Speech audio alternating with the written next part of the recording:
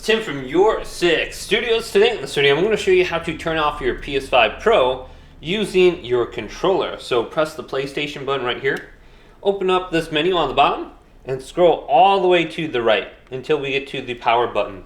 Select this with X, and then we have three different options. We have enter rest mode, charge your controller, download updates, and suspend your games. Don't unplug the AC power cord. Then we have turn off right here, close all games and apps. And then we have restart your PS5. So choose your option.